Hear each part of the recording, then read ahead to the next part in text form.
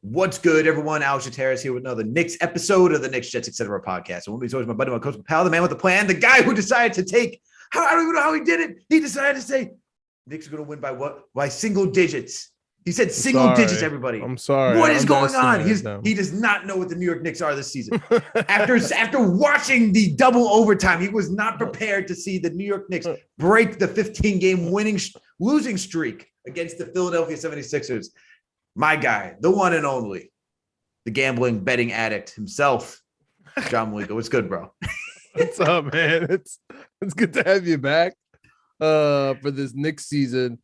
You forgot the Orlando home and away in between that, or away and home for us in between. We're gonna get into that. I'm just saying. So I knew this game was a W. This game was an easy W for me.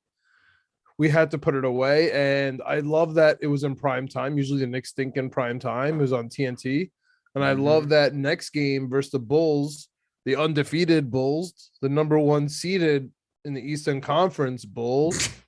Don't hype them up too much. And now we're. I mean, they put us in prime time. Knicks versus Bulls. Like they're trying to see who has the cake, because the 76ers, we just smacked them. Celtics, we just beat them in double overtime. The Bucks have been on and off. Here we are, man. Let's go.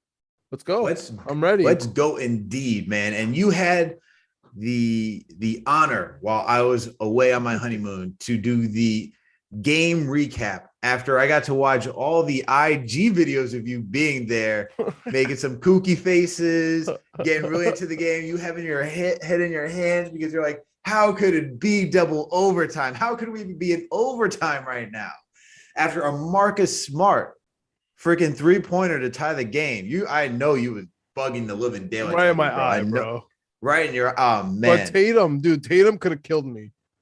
Tatum could have killed me. I'm so thankful Tatum didn't kill me. Tatum, RJ did a good job on Tatum that night, but Tatum also was not in his normal bag as well. So it was a perfect mix of both worlds.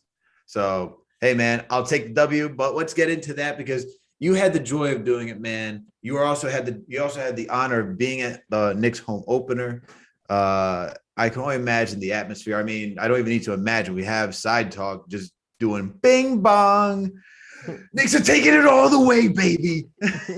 Fresh off the corner. Yeah, man, a little much, but yeah. You would think it was like we just came out of winning the second game of the playoffs. Because the Atlanta Hawks over game. Here's the thing. I mean, I don't know. I can't speak for everyone else. I can speak for myself and a couple of people that I know that were at not only at all the playoff games last year, but especially at that game 5. And we're also at this home opener.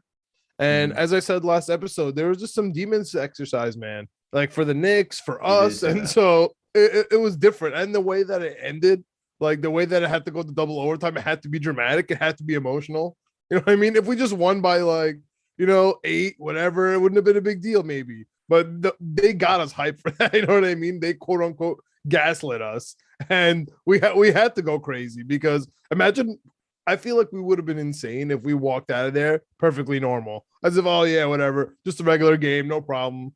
You know what I mean? I feel like that would have been more insane than how we actually acted. It was prime time, right? Prime time, double OT against our division rivals. And Boston nonetheless, right? Jaylen Brown is going off for 46 points. Dude, he killed us. Oh my goodness. You have him and Robert Williams, bro. Shaq. / baby Shaq.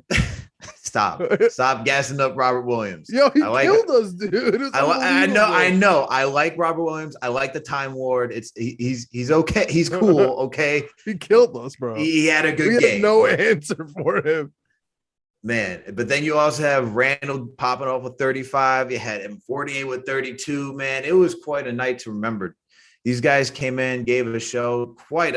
Honestly, that should have been the first game of the season, because to have a double overtime game between the two oldest franchises, the New York Knicks and the Boston Celtics, the original franchises, right? It's not like the Lakers who moved from Minnesota out to LA, all right? 75, baby. Part of the 75. That's right. This is the original. We're talking about the original teams. Have not moved, had been in the same place from inception. And to have that, of course, you're gonna get Knicks fans hyped, ready to go. It's like they just did a line and just went outside. But let's talk about this game, man, because I want to get into a little bit with you and just like get like some of your thoughts about it, because it really is going to set the tone for like the rest of the season. The Knicks are shooting a ton of threes, right? We know that everyone's been talking about, hey, we know we know Tibbs, Kemba, everyone's saying, hey, we're going to try to shoot more threes this season. That's really the goal, right? Bump up the pace. We see that. We saw that in preseason. Are you buying it? Are you buying this 3-point shooting team? Because they also did it against Boston. They did it against Orlando, right? And they did like the first game against Orlando, not when it was they tried to do it. They tried to do it in the second Orlando. The problem was they shot 20% outside D Rose from 3. Facts. And then they did it. And then they did it tonight. We had, especially Kemba went nuclear tonight. Are you buying? And not the fact that are they going to shoot threes? Are you buying the fact that they're a good 3-point shooting team right now? Yeah. Okay. That's a great question, because we just have to accept it. That is the philosophy, right? We've seen it through 4 games. And first of all, I think it's really cool that Thibodeau, right, the guy that everyone says can't adopt and is so old school, is really picking up the analytics, right? The analytics is shoot more 3-pointers. He picked up, as Kemba said in his post-game interview today, he picked up Kemba and Fournier because they want to bring them in to space out, to pace up, and to shoot threes. So, I mean, that's exactly what happened. So, yeah, number one, we just have to accept it. That's what it is. We're going to live and die by the 3. So your question is, are we going to live by the 3? Is that going to happen? I mean, we have RJ Barrett and his corner threes that, I think there's a big enough sample size outside of him leading the league last year to, now he's still being consistent with it, to say that he could hit those threes. Randle hitting those threes and him not really missing a beat at all, except for when he gets tired. I'm going to throw that out there. Like once he loses his legs, his shot is kind of tough. But other than that, I mean, Fournier is hitting them at the end. And then if one or two of our point guards between Kemba, Rose, and IQ could have 40% plus in the game from 3-pointer, I think we're fine, man. Because other than that, we're pretty efficient, right? Other than the 3-point debacle, right? That like we're just like wondering if they're gonna go in or out. Everybody else is pretty efficient. I keep mentioning it. Mitchell Robinson, if he misses, it's a foul. Otherwise, the guy literally does not miss. Like I can't remember the last time he missed. And then we have Randle, and RJ, who, I mean, I know RJ doesn't finish in at the basket for the most part, but I trust them. I trust all those guys in the mid range. I trust Fournier in the mid range. I hope he gets more mid range game going, to be honest with you. But I like this philosophy. What do you think about this philosophy? Going into it, it's kind of the new Knicks. And do you think we're gonna live or die by them? I do. Like, we are going to live and die by the 3 to a degree, right? I mean, within the first 2 games, they shot 99 threes. They broke the attempt with 54 against the Orlando Magic. Yeah. So I don't see that ticking down anytime soon. The question is, like I asked, like, are we going to be this good 3-point shooting team? Because will we live or die? It's one thing, and this is not the first time the Knicks did this. They broke the trend back when we had Mel 2012, 2013 season. They led the league in most 3-point attempts. It wouldn't be shocking again. And they were in the top 5 by finishing in percentage wise too, and makes. So it wouldn't surprise me. And they had a pretty good record too. And they had a really good record. I'd be very happy if that's the case exactly. again. Yeah. So, as of right now, the Knicks are shooting 36.7% from 3 as a team, right? And they're averaging. Second Orlando game was tough, bro. Yo, it was bad. That was bad. Yeah. And they're averaging 49 attempts. Insane. Per game. It's insane right now. Totally insane. Do I think that? But that hasn't counted this game yet. So we still have to wait. That's this game just ended, so the stats will be updated tomorrow. But as of right now, I would say I'm on the side of buying that they're a good 3-point shooting team. I think if they can stay within the 36%, which is super high, if they could stay, because We were 47%. Oh no, we were 43% from three today, 47% from the field. yes, but you know, like that's hard to ask the team to be 40% because like league average is 35.7%. Yeah, I know. We're killing it. So if they can manage over league average, I think they can. I think they can be a set 37% team. I don't think they'll be hitting that on a constant basis every single night because we saw against the Orlando Magic. But I think they will show up against teams that they want to beat, like the Philadelphia 76ers, like the Chicago Bulls. I think I could buy it. What about you? Are you buying that they're a good 3-point shooting team? I mean, I look at Kemba Walker. I look at Evan Fournier. Just Evan Fournier, Julius Randle, RJ Barrett. We're talking about 3 guys who are 40% shooters. Kemba's close to a 40% shooter. You know, Derrick Rose, he doesn't take high volume, but he was a 40% shooter last year, and he's around that range again this season. Quickly, he's close to being a 40% shooter. Bergs is another one. So it's hard not to buy, right? It's hard not to buy that they can be a 40% shooting, close to a 40% shooting team and a good 3-point shooting team. I think for me, it's just the consistency because we saw against the Orlando Magic, right? Yeah. We're going to have, I would say, 5, 6 of those, home Magic games where we're just going to miss a ton of shots, whether that's due to fatigue, whether it's due to injury, or there's due to sheer luck, whatever it is. If we're going to shoot this many threes just by volume, just by stats, we want to talk analytics. The analytics say we're going to miss, a lot of shots too. And, we're going to have off nights. I don't see us blowing teams out, like we did today. I hope, I hope it is a trend, but Julius Randle today hit every single opportunistic shot. Like every shot he needed to hit went in, Yeah. Juxtapose that with, the Celtics game, which was, the only close game we've had so far. The only reason we keep referring back to that is because that was really the only close game. We killed the Magic the first game. They killed us the second game. And then we killed the 76ers the third game. So we've really been in 3 blowouts to our favor. And then the only close one was the home opener versus Celtics. So that's really why we keep going back, for that point of reference. And I feel like it. Okay, here's my criticism, right? Here's my criticism with this whole new offense. And I get why we did it.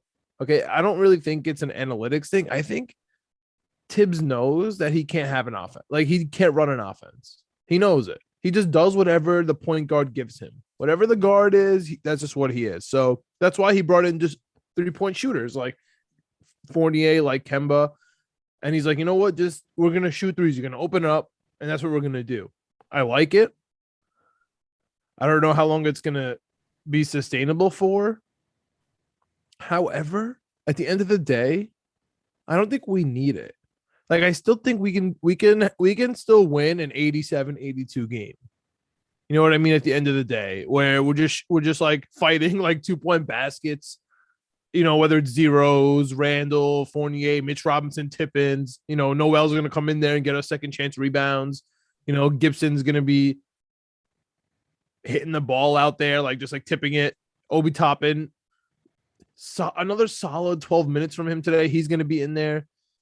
I mean, what do you think? Do you think that barring injury and forget the 3-point, stance or analytics or whatever our goal is there, do you think that the Knicks, if they say they abandoned that for some reason, like they were just, here's the thing, okay? Like in the Hawks series, we panic. Right, we panic in the playoffs. Right, I know I'm thinking ahead, but we panic in the playoffs. Like if something goes wrong, like 2 games in a row, we're just gonna switch everything. So say we miss, say game 1 and game 2, we do like home Orlando, we go 20%. Right? Do you think the Knicks are capable of being able to just like get down and dirty and like play defense and win with the mid range and the inside game and the pick and roll? Yeah, I think so. I think they can do that. I think.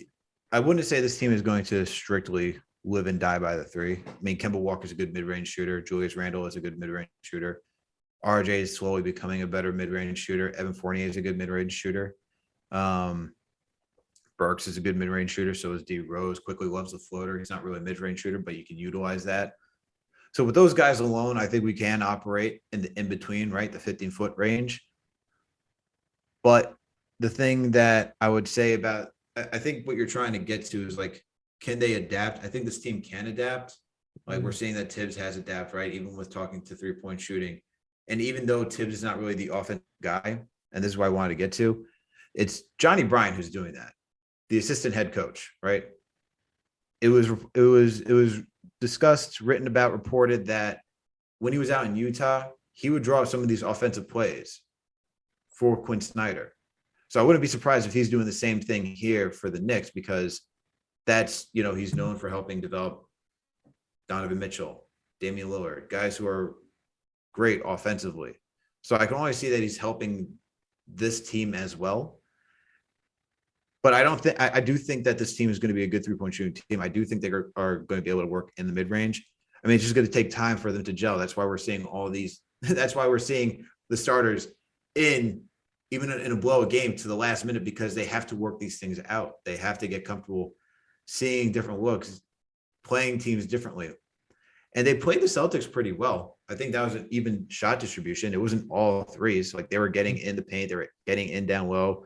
You talk about Julius Randle, opportunistic shots. I'm just accustomed to him doing it at this point. It doesn't look like it should go in, but it just goes in. It is what it is. Dude, you could tell when he wants the ball, and you could tell that he has the respect of our team to just get him the ball. And yeah, dare I say he's Melo-esque during those times where he just like backs up that defender on down the baseline and takes it, whether he's gonna put a spin move on him and take him from the back, in the back, or he's going to, face him up, take him to the hole, take it for the fadeaway. Either way, I have confidence that it's going to go in. Whether or not it goes in, I'm honestly okay with it.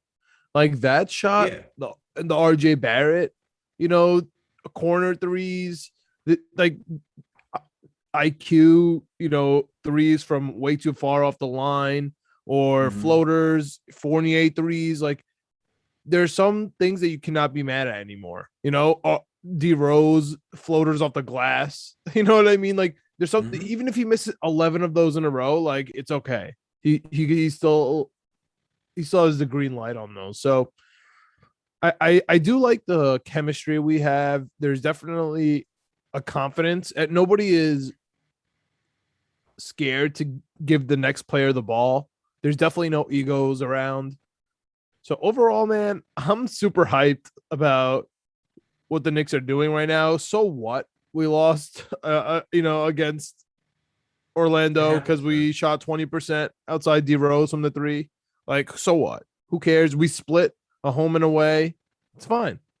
Like, we just beat the Celtics and the 76ers, who are both in our division and both are supposed to be better than us in league standings this year. And our next game is huge. Oh my goodness, it's absolutely huge. I'm so happy that the NBA recognizes how big it is and put us in prime time.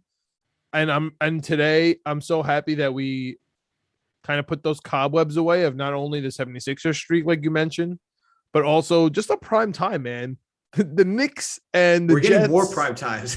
We stink in prime time, man. We just stink in prime time. Like, I'm so happy today. We it was a wrap from tip off. Yeah. So we're capable, and we'll get into the Bulls game shortly. But I think we're gonna come in hot, right? I mean, they're about to fly out to Chicago, find a gym to shoot around in, and then it's about to be time for Chicago, man. I'm hyped, dude. Have to. I think both these teams are going to be hyped. I think we're going to get a really good game because you have the Bulls who are trying to make a statement. Everyone's, you have the Bulls fans who are somewhat excited for what they have going on. They're not fully, embracing the Lonzo, DeRozan, Caruso, that whole squad with Levine as well and Vooch. But then you have the others who are like, oh, I can see this being a really good offensive team. And they came out, they're 4-0. Granted, they've had struggles against teams they should be putting away easily, right? Mm-hmm. But I think both these teams, when it comes to the Knicks and the Bulls, they have a statement to make. We'll get further into that and why I think they have a statement to make. But, I want to just touch on Julius Randle because, for one of my game notes, I did mention that him and Rose were the only two that showed up against the Orlando Magic on the second game. And someone said, Randle had a poor shooting performance, went 8 for 24. It's like, yeah, he went 8 for 24, but he went 12 for 14 at the line and still got 30 points. He's still drawing contact. He's still getting to the line. That's a part of the game. I'm so happy you said that. Everyone was saying that, everyone talks about James Harden when he was on the Rockets, even on the Nets, saying, oh, he gets to the line, it's ugly 30, but it's still 30 points. Okay. Randle got us 30 points. He got us 30 points, 16 rebounds, and everyone else didn't show up that night. So when I say him and Rose showed up, Rose was definitely more efficient in that aspect from the field, but Randall still put in that work to get 30. Okay. And no one else showed up. Okay. Kemba was off that night. Fournier was off that night. RJ couldn't be found. Toppin was MIA. Gibson was, we asked Gibson not to do much, but then you had Alec Burks who was like, yeah. And then quickly was just, quickly goes from like either hitting everything to hitting nothing. And rarely do you get anything in between. So, dude, I'm so happy you mentioned that stuff about getting to the line. And that's really been the biggest difference maker, in my opinion, besides the 3-pointers, which have been obvious. Getting to the free throw line and making the free throws has been huge, man. Going 14 from 15 from the line today, and you can tell that momentum is changing, dude. They're getting to the line whenever there's some sort of hot streak going in for the Sixers, whenever whenever the Knicks are stagnant, they're getting to the line and they're hitting the free throws. I mean, now they are. They weren't in the beginning. That's what I'm saying. Like today, that was huge. Like that's why I'm happy you said that, and I think that's going to be a big catalyst for the Knicks going forward. Obviously, the 3-pointers are obvious. They're going to pull, and we're going to see what happens. Yep. But for the free throws, you have to be consistent on the free throws. You have to. For sure. But I do want to talk about today's game too, John. So let's get into the Sixers game because we just watched it. We talked on how it's a blowout. I thought it was a very well-rounded team effort, which is something I really like about this team. It's not having to rely on Julius Randle or even RJ for that matter, and even ask for like Derrick Rose to have to do more than what we need him to do to being that guy off the bench. Today we truly have a well-rounded team. The depth, just 10 dudes, man. 10 dudes. I know. It's insane. But let me just read out the number. Let me just read out the points, right? And obviously the game is more than just the points. Rebounding. Says 16 from Randall, 7 from Mitch, 9 from Kemba Walker, 18 from Fournier, 10 from RJ, 9 from Obi Toppin, 4 from Taj Gibson, 13 from Derrick Rose, 8 from Burks, 8 from Quickly. That is some well-rounded offense. Let's go. Like that is insanity. With 112 points, that's insanity. If you told me that the New York Knicks were going to be a true team where you didn't know who could, outside of Julius Randle and knowing that Julius Randle is going to get his, that you don't know where everything else is really going to come from. Sure, Kemba could score. Evan Fournier could score. RJ can go get his too. And then off the bench, you definitely know Rose can get his. And then it's either between Burks or Quickly, whoever's going to go off that night. And then Toppin being steady, 8 to 10 points. I know he had 13 the other night, but that's the range. Like we're going to talk about 10 points for Toppin. I know. That's insane. I know. He had 9 points in 12 minutes. Yeah. Not even and most of those plays weren't even drawn up for him. They were not even drawn up for Toppin. That's crazy. I know. He's very Sean Marion-y. He really gives me Sean Marion vibes where he has a weird quick release. He can fly. And his 2 points just mean because his shot doesn't look like it should go in. When it does go in, you get hyped and he flies. And he can play D, sort of. He's very Sean Marion-y. In that wait until we start getting plays drawn for him, and he really looks like Stoudemire 2.0. I mean, I don't think that'll be this year. I think that's the next offseason jump for Obi to actually try to score on offense. Right now, he's fine. The boy's cooking, man. Dude, I love it, man. I really love it. And RJ Barrett is slowly eating minutes. Him and Randall are keeping up. And sorry, excuse me. Now they have Fournier. they finally have their quote unquote big three. I know it sounds like corny. I know it sounds silly to say Randle, Barrett, and Fournier are big three, but that's the Knicks big three. That's what we're rolling with right now. And they all put up 30 plus minutes every single game. And so we're really gonna live and die by them. Then we have the split between Kemba and Rose. We got the centers splitting minutes and seeing who is gonna foul out first. I don't know like who has money on it between them, but we need Noel back. Well, shout out to Mitch, man, because Mitch, I know he got 5 fouls today, and Embiid is no like Embiid's And Taj. honestly and Taj, but like Embiid is he's no pushover. He's a tough guy. He's huge, bro. He's huge, and he gets calls. Like he legit gets calls too. So he's going to rack up. But you think Randall's been getting calls? No, really. I think he's starting to. I think he's starting to, but I don't think he's getting the calls that he should be getting. It's getting me hyped. It's getting me hyped that he's getting calls. He needs to start getting he needs to start getting the calls of like what who's a good like not Kevin Durant, LeBron James. That's those type of calls are ridiculous. But like if he gets I don't even know. I guess like even Giannis calls. I guess like is that because no one wants to see Giannis at the line because like he's just even though he did really well. Takes half an hour. Yeah, it takes. Pull out the chair, read a newspaper, take a sip of lemonade, go right back. Honestly, annoying with that, but whatever. It is what it is. But I don't know who's a good comp for Randall. But he's starting to get the calls. I agree with you. He's starting to get the calls, but not fully yet. Let's wait. Melo. Let's wait. I think that's probably. You know what? No, because Melo didn't get calls. And that's what actually irritated me. I didn't mean to trigger you. That triggers me because when we had Melo, he didn't get calls. And I really hated that nonsense. This man would get hit over the head, bodied, and it's just like, dude, like I get. All I remember is that headband one where it went over his eyes and he left. Oh yeah, that's what I'm saying. He didn't get the call, and he did not get the call. It's like, bro, he legit was like, how's my headband? He left that on. He like took a defensive possession off. I remember. Anyway, I have a question. Shout out to Melo getting on the all-time scoring list, taking another step up. Shout out to him and being the best player on the Lakers for their only win. Shout out to him. He's probably going to lead them to their win tonight with LeBron out. Probably. Yo, Melo. Him and Westbrook at it again. Okay. I have a question for you. I have a question for you. What's the question? What happens first? Mitchell Robinson miss or Kevin Knox bucket? Good award. Didn't Kevin Knox already get a bucket? I feel like no, I'm saying from now. Oh, from now. I don't know if from now. Did he get in versus Orlando? No, he didn't. I think he got in for the Orlando game like in the last couple of minutes. Okay. Let me check. No, he hasn't scored yet. Yeah. Oh, so he hasn't even scored yet. No, he hasn't scored. Okay, so yeah. Ooh. What happens first? Ooh.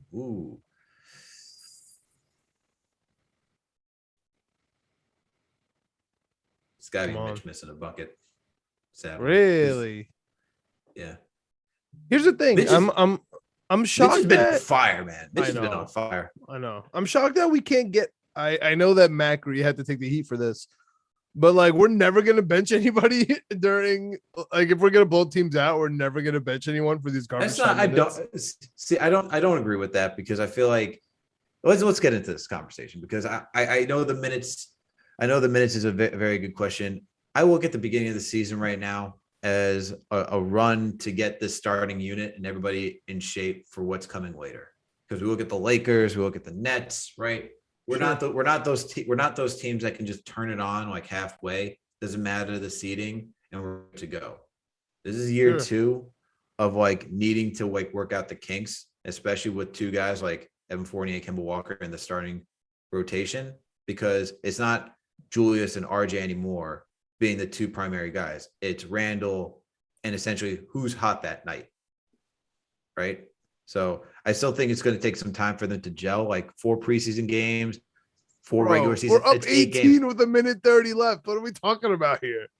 Dude, I still think Tibbs wants to get them. Like, I still think you can like put for Kevin Tibbs, like Knox in there to play in the basketball game. He hasn't scored a basket yet. He's allowed. He can just play. Tibbs does not care, He bro. has 2 centers with 5 fouls. You could take one out and put Sims in. It's okay. We're not gonna lose. It's a minute 30 seconds left. The chemistry's not gonna fall. The season's not gonna fall apart. Everything's fine, dude. Just get the like.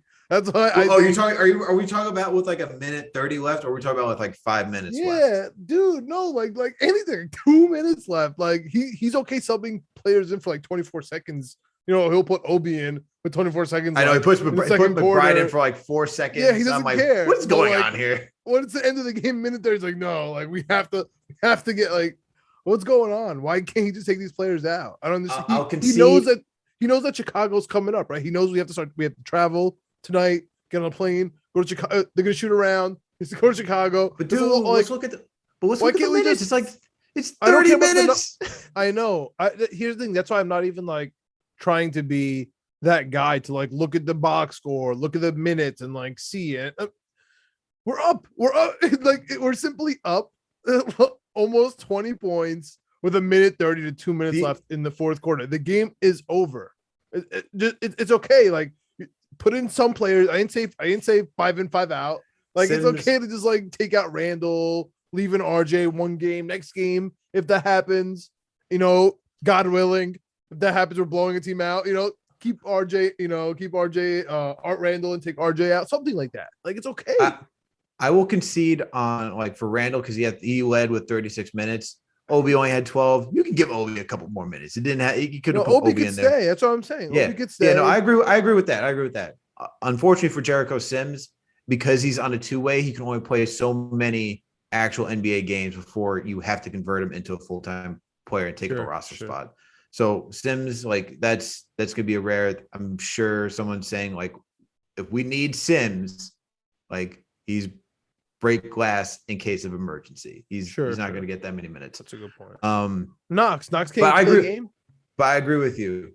You're talking about Obi Toppin then. Like you're talking about Obi. What do you mean? Going for RJ, bro. It's fine. We're up 20 points with a minute left. There's no need to like. We don't need defensive matchup and talk about like making plays, bro. Let's get him in the game. Get him a rebound, maybe an assist, shoot a 3-pointer. It's fine. I don't think Tibbs has to trust him that much on defense in order to do that, though. I'm not like criticizing. That's the biggest question. I'm just saying. I agree with you, though. I agree in these blowouts that we've never seen. We have 2 already, and I don't know if they're gonna come. You know, and we got blown out the other way. I don't know if they're gonna come either way for the rest of the season. It's 3 out of 4 so far have been blowouts. So I'm just saying, like, either or. Can we just see these guys? It's fun. Like, let me just see McBride, bro. It's the Grimes. Like, it's all good, dude. You love them. It's a minute left. Like, let me just see what happens. I agree with this. I agree with that statement, especially when it comes later into the season. I think just because it's early in the season, whatever possessions they have, I think Tibbs is looking at like valuable minutes for just getting runs because it's been reported numerous times he doesn't host that many practices anymore. He's reduced that. That way guys get enough rest to be ready to play more minutes in games. So I feel like he uses these type of minutes as actual practices to just get another set in. I just hate that Chicago's been waiting 2 days. Chicago's been waiting 2 days for us. I just hate that. And the only, if I had to have a gripe, it'd be like Randle. He played 36 minutes. I'm like, all right, this dude played double OT. You put him 30 minutes, 30, and then we're doing it like you didn't need him to have 36 minutes tonight. Have to go to Orlando for no reason. Like, and the thing is, and I agree with you on that because Obi Toppin has showed that, hey, he can do it, especially in that preseason game. Like when he started, it didn't look pretty in the first half, but he came alive in the second half. So Obi, I can get with getting more minutes. You want to talk about pulling out RJ to get Knox in? Sure. I would say quickly or somebody else, someone who had like less minutes on the bench too. Yeah, you know, something like that. Quickly's not going to get tired, bro. Quickly and Obi are not going to get tired, dude. Just put them in. Like I don't know. We can move on. I'm just saying. That's the only thing. I'm just worried about the Bulls. I'm looking ahead a little bit. Like the game's over. I'm looking ahead. Like the Bulls are waiting for us. We've earned this. Like it's not like we're getting smacked and it's like we're waving the white flag. Okay, like I get that. If you have a mentality, you know, we have these reps, we got to figure it out. I get it, but you know, we've earned this, man, because the Bulls are coming up, and I really don't want to lose to the Bulls, dude. I don't want to. I don't Neither do want the Bulls to go 5-0, and the Knicks to be, oh, we're just pretenders. We got to get it together. That's going to be the narrative. I don't want that. Man. I want to go into Chicago and kick some butt. Yeah, I agree with you. I want that too, and I think that's going to happen. But I do want to ask you this question because after watching the Sixers and Knicks play tonight, how do you feel about Mitch, man? Like, I know you say he's not going to miss. If he misses, it's because he's getting fouled. How do you feel about him, man? Like, he looks stronger. He's not getting two guys that bodied him last season, Joel Embiid, Andre Drummond on the same team. It didn't look like he was getting bodied out there, man. It looks like he was actually holding his own. Sure, he had the 5 fouls. Like we said, Embiid's going to get his calls.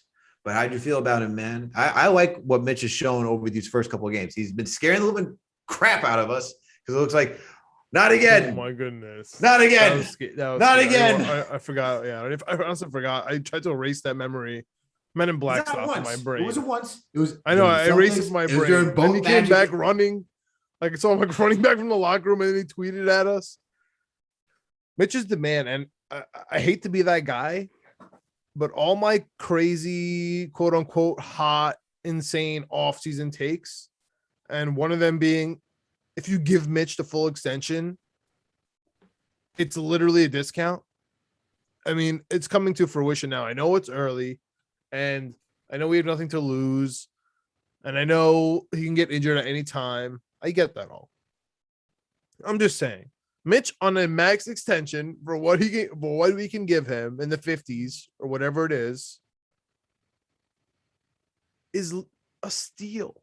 It's a literal steal. The guy hasn't missed a shot in years. I don't know what to tell you. What else do you want? He blocks. When he's available, he blocks. He changes how offenses operate because he's great on the pick and roll perimeter defense. He's great on the interior. He gets rebounds. He gets second chance buckets and rebounds. I mean, what else do you want from the guy? And he doesn't miss. You said it all, man. And look, you see how he plays the pick and roll. You see how he's guarding like anyone on the perimeter, getting rebounds. Dude has been he's boxing out better. He's setting better screens. Like, the screens are not perfect yet, but he's setting better screens. He can improve on the screens. He's bigger, but he can still get better contact on some of these guys when he's setting the screen. Boxing out, he's much better. Dude, it is night and day. And he's not jumping at everything. And he's not necessarily using his hands either, right? Because when we saw young Mitch, he'd like use his hands, just like try to hit everybody. Like, it's just hitting everybody in the face. Flail. Yeah, now he's not doing that. He's actually staying grounded, not trying to block everything. He looks like my CYO kids playing defense. And, he's always going like this. And every time he gets a foul, he's just like, I was going like this, like straight up. Because like he knows he's like prone to getting fouls, and he knows he's like taller than everyone. He's such a lovable character. Really is. I'm happy for Mitch up the way he was playing, and I think this game tonight. It's not necessarily the offense that stood out tonight. For me, it was how Mitchell Robinson was able to hold his own. It wasn't spectacular against Embiid. Granted, Embiid looked like he was just winded too. I don't know why Embiid looks winded. Maybe he had too many burgers before the start of this game. No, because his knee, bro. It's always something with Embiid. Well, he heard it last game too. There was like a mini rumor that he was quote unquote testing it pregame today. Oh, shout out to Off the Ball Network from Chris LeBron. Fact. Shout out to Chris LeBron. Does great work over there at Off the Ball Network and Off the Ball Podcast. But I would say this about the Sixers, man. No Ben Simmons. Don't buy this team at all. Nothing. Nada. Zero. I don't want to talk about that, but yeah, I feel you. No, I'm just saying. We don't have to go in depth about that. I just don't buy this team. Do not buy this team at all. It looks dysfunctional. I feel you. But let's get into the next game, man, because we got the Bulls. They also live and die by the 3, by the way. But yeah, they do. They just miss a lot. No, they do. I mean, you got Danny Green, Tobias Harris, you got Seth Curry. Those guys just shoot 29%, bro. They won 12 for 41. If they hit a couple more of those, they're right in this game. They basically did exactly what we did against Orlando. So they're living and dying by the 3. They're doing exactly what we did. They just had a bad game. They're gonna be fine. I still don't buy them as a team though, because it doesn't look pretty just watching them at all. It seems like there's just too much. Listen, going bro. on. Maxey went 0 for 3 from threes. Seth Curry went He's not 0 a for 4 3-point shooter. from 3. Okay, stop, dude. These people they went over and beat took 2 threes. I know, but don't you get anybody else. Just don't come at me with Maxey. Don't come at me with Maxey. Just anybody else. You can tell me Corbin's Danny went Green. 2 for You can 8 tell me from that. 3, bro. Yes, fine. Tobias Harris went 2 for 6. Like, oh my god, they were so bad. Those guys are 3-point shooters. Maxey's not a 3-point shooter like that. Come on. What do you mean? Come on. He can't hit one. He can hit one. Right? He can hit one. He's not a 3. You're acting like this man goes like 5 for 8. I'm like, come on. Bro, I mean, they missed a lot. I'm just saying. I don't think our defense is that spectacular to make them go 12 for 41. I agree with all those points. Yeah. I agree with all those points. But let's get into this game, and then we'll wrap it up by saying what our prediction is for the week. We got the Bulls, man. We got the Bulls coming up 4-0. We talked about it. I think this is going to be a big game. I alluded to saying that both these teams are going to come in here with a big chip on their shoulder. Both of them. This is a statement game for both teams. Hell yeah. The Bulls haven't played anyone real yet. Okay. The New York Knicks are a real team. Who do you think the Bulls have played as a real team? No, I agree. They played absolutely nobody. Oh, okay. Pistons twice, Pelicans. Yeah. They got nobody. And the Raptors. They beat the Raptors. Okay. I mean, we have the thing is, like, I don't want to talk too much on that because we literally have the Bulls and then Pelicans and Raptors coming up. So I don't want to talk too much smack about that. It's not talking smack. I'm not saying like these are all like horrendous teams. I'm just saying that it isn't the top rate. It's not the Nets. It's not the Bucks. You're not talking about like that they face the Suns or anyone like that. We're talking about teams that are Sixers who are supposed to be, ranked as a team. Like we were talking about Celtics. The Celtics are rated as ranked as a good team, but Sixers, so are they, right? That's all I'm saying. If the Bulls played them and they beat them, I'm like, all right, now we got something to talk about here. But this is a big game for the Bulls. 4-0. They beat the Pelicans, Pistons, Raptors. Now they're coming against us. We're a better team. We're a deep team. Okay. I know that we're projected to be 5th, 6th around there, according to NBA analysts over at major media networks, I should say. 2 words for you: 50 burger. 50 burger. I know. Get the spatula ready. And then for the Knicks, this is a big game because they're facing an undefeated team, and they have to come in here, and the Bulls are getting a lot of hype right now. So if they allow the Bulls to continue that hype, then, as you point out, John, it's like, what are the Knicks? Listen, man, as long as Lonzo Ball doesn't block us like you blocked Isaiah Stewart, Yo, I think we can walk away. How'd you feel seeing that? Side note. It hurt. It really hurt. It did hurt. Because I mean, I it like hurt for Lonzo, you, but it helped. But It was. I know it was great for me. I was thinking when I saw that, I was like, oh, John can't be feeling great about this, but I'm feeling fantastic because Lonzo's looking good right now. I'm like, I love Lonzo, man. I love Lonzo. And I mean, I love Isaiah Stewart, but we're on the Bulls right now. DeRozan's been playing unbelievable. I think he's going to slow down. Vooch has been kind of slowly getting into a role. Is he playing? I know he's questionable, but I think he's playing. Just based on fantasy basketball, he got the Q by his name.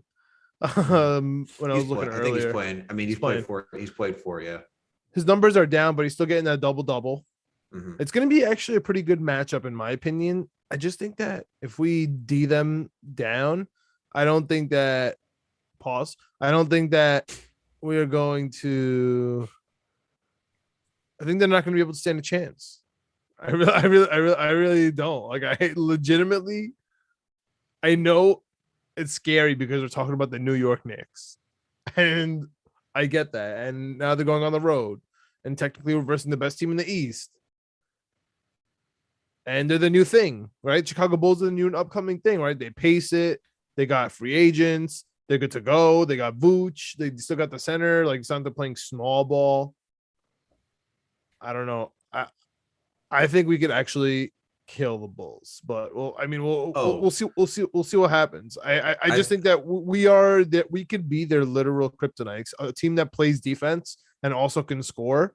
Like I feel like we're gonna if they take a bunch of shots like they're used to in volume and it misses, like it finally falls the other way, those are going to be basically turnovers. And now we have pace.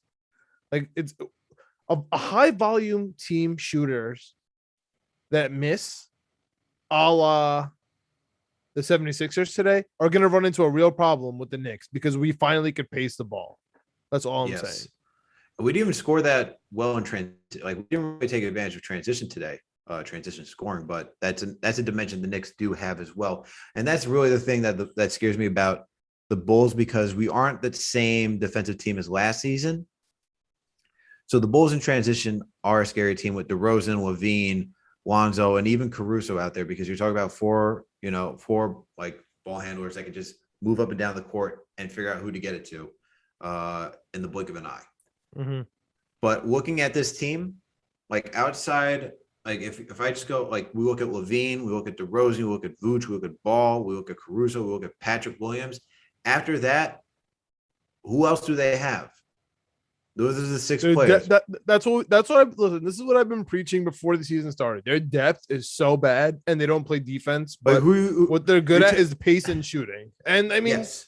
This is exactly what they've ran their first four teams out of the gym with that. 3 teams really.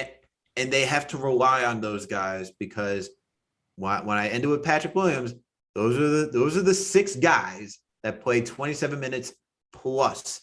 After that, you have Javonte Green, who's playing 15. You have Troy Brown playing 12. You have Elise Johnson playing 11. After that, let's not even worry about the remainder of the bench. Our bench, dude, the key to this game, the key to this game for us, our bench. Seriously, our bench. Once our bench goes out there, we're blowing this team out the water. That's how I look at it. And like our bench beats most benches, just hands down. We have depth to do that. You know, that was a good thing about this team, like bringing everybody back. We had for differential, this team is a plus 17.8. And I mentioned this in like a piece I wrote for KFTV. Like that's between 35 to 40 best lineups in the NBA. That's with starters and bench units. And to bring that back for another season, the Knicks should have this game. I believe the Knicks will have this game. Ooh. Because I just don't see the Bulls. I don't see, as much as I like Lonzo, as much as I think this team is very interesting. I think it is a fun lead pass team, as you've always said. I just don't see them defensively, and I don't see them being able to match shot for shot like what we can do, especially if the Knicks are on. That's how I feel about it. Okay, so does that mean we're gonna go 2-0 on this little mini road trip? Because after the Bulls, we go to New Orleans, and we got the Booger McZion-less Pelicans. That one, see, now the Pelicans actually, like, we should beat the Pelicans. That one actually kind of scares me, because I don't know how this team travels yet. That's the question. How does this team travel from city to city, right? We did okay the first time. We did okay the first time. We did okay. I mean, we beat Orlando. Yeah, but then we came back. That's what I'm saying. Like, so that's a travel. I mean, we're on the road though. They're both Chicago and I know they're both on the road, but that's what I'm saying. Like now we're extending this road trip, so that's we're coming back to New York on a back. What was it? Well, that's what we'll get into it. But that's why I'm worried about the Raptors game after these two, because I think we're actually going to win both of these two games. I think we're going to win the Chicago game, and then we're going to beat the Pelicans, even though it's going to be a tough game, man. They have some good players outside of Valanciunas and Ingram. Like, we're talking about depth. Like, they have that, right? With Kira Lewis and even Josh Hart. Yeah, dude. And, Alexander Walker has been playing pretty good. Devontae Graham, obviously. Jackson Hayes is always fun to watch. I mean, I think it's going to be a better game than people think, especially if we beat the Bulls, right? I agree with that. Yeah. I think we can beat the Pelicans, but I'm actually scared of the Raptors coming home. Right. And that's the type of game where I don't know how if I trust the Knicks. Yeah, I know we're projecting a little farther. But in general, like we should lose to the Pelicans and beat the Raptors, right? Just based on our matchup woes. But I just feel like we're going to be good for the road, and we're going to mess up when we come home, unless they fix that. What do you think? So I am actually worried about the Pelicans because I think the Knicks will actually show up for the Raptors. I think there's more to show up for the Raptors than there is the Pelicans, and that's kind of how I'm looking at this team. I think they took it a little too easy against the Magic the second game because they were like, "Oh, we're good." I think they'll beat the Bulls. They're like, we just beat the Sixers, we just beat the undefeated team. Pelicans are like, we got this one. I think the Pelicans are a trap game before they go home back versus the Raptors. Yes. Okay. Yes. I like that. And then for the Raptors, they're going to say, look, there's Fred VanVleet over there. You got Siakam. He's been stinking, dude. I know it's not necessarily the talent, it's the name, right? Because people are talking, it's always the name that people are going to be focusing on. So you also got Barnes over there. They're rookies. So I think they will also want to show up for him too, especially since how he treated Obi in Summer League. I think they're all going to be ready for that game, personally. Okay. So you think that we beat the Bulls, we lose to the Pelicans, we beat the Raptors at home, and then the last game before the next time we talk to you guys is going to be the Knicks at Pacers, which, again, I don't want to be that guy, man. I really hate to be that guy, but I said the Pacers were going to be really good. It's a really cohesive team. They've been playing really well, dude. Like, I really like this Pacers team. I cannot stop watching them. They're a boring League Pass team, but I cannot keep my eyes off them. They haven't hit their stride yet, that's the thing. They play good basketball, man. They just got a new coach in Carlisle. I'm kind of worried about them. I think this is going to be an L for us. They haven't hit their stride yet. This is where I take this as the win because the game after that, which we'll cover next week against the Bucks, that's going to be the L. I think that team is just. It's possible that the Knicks go on losing streaks. I know it's hard to imagine at this very moment, but I'm just. It's possible for Knicks to lose 2 in a row. It is very possible. I know, but I think it's like for the Pacers. For me, it's the Pacers aren't there yet. I watched a little bit of them. It doesn't look like they've gelled yet, like fully to close out games. So that's why I think this one could be that game where get in there, sneak one out. Then the Bucks. Honestly, it'll be interesting. We'll get into it next week, but the lineup is really afterwards where we have to go. Not the Cavs, but it's like Cavs, Sixers, Bucks, Hornets. Yeah, you're Pacers. Looking too far ahead. You're looking too far I know. ahead. It's too far ahead, but that's where I'm looking. That's what I'm looking at. Okay, so you got 3-1. You got beating the Bulls, losing to the Pelicans, coming home versus the Raptors, winning there, and then going on the road and beating the Pacers. Yep. Okay. I have us going on the road, beating the Bulls, beating the Pelicans, coming home, beating the Raptors. Wow. Because they stink. A little 4-game winning streak. And then honestly falling flat on our face in Indiana. 4-game winning streak? I don't know if Knicks fans can handle a 4-game winning streak. Well, good thing we'll be on the road. No, actually, no, we'll be in Toronto. We'll be home for that one day. I actually might have to go to that then. Man. I might have to be there. Today I was staring at my phone today for quite a while, contemplating going to this game today. So look at you. I'm gonna end up at the Garden a lot this year. If that was a Sunday, I'd be like, hey, why don't you just go there for 7:30? catch a Jets game? Like, let me go catch a nice game, a nice enjoyable game. I can't believe the Knicks are the enjoyable. The Knicks are the thing that's bringing us hope. I can't get over it, man. What a life. But John, I think this is a good place to end it. Good stuff as always, my guy. Glad to have you back, man. Glad to be back. Once again, you and Greg, Raisi, you all did a phenomenal job holding it down. Love the show. Oh, that's the one thing I did have to mention about my IQ take. You did mention my game notes for that. So before I get out, let me get this one thing in. I said IQ didn't balance it for that game. Yes, he's going to have his games. All right. Of course, he's going to have his games. I still think he's learning to understand how to balance being a point guard, which is what the team wants him to be, and to be that lethal scorer. So it takes time. That's all I'm saying. He didn't do it well that night. Do not project too far in the future. It is just that night. That's all I have to say. And unless you want a rebuttal, that's where we're going to end. All right, KFTP, Alex. All right. And on that note, thank you everyone for tuning in for another Knicks episode of the Knicks Shits Etc. podcast. Please make sure to give us a 5-star review if you listen to us on Apple Podcasts. If you don't, it's okay. And I'll tell you, You know why. why? Why, John? Tell me why, actually. Let's hear it. I don't know, because we're available on all platforms. Stitcher, Amazon Prime, you name it, we are there. Thank you. We got Spotify, man, and Google Play. Spotify, Come on, the big Amazon, one. Alexa, we are there. Siri. Absolutely. Series playing podcast. That's a great one. But then we're also on YouTube. If that's where you're watching us, please make sure to hit that like button. Please make sure to hit the notification bell. And please make sure overall, before all those things, hit the subscribe button because it helps us out oh so greatly. Also, make sure while you subscribe, check out Winning Picks Weekly. Okay? You got John and Greg, our video producer, who are putting out some great content, doing NFL betting right now. They're going to get into NBA betting at some point, but they're calling it, man. I should have listened to them last week. They had the whole lowdown on the Kansas City Chiefs. Unfortunately, I was on my honeymoon. Couldn't really tap in and get the 411 on that because I totally regret it. Greg, this guy took the Kansas City Chiefs as a survivor pick last week against Tennessee Titans.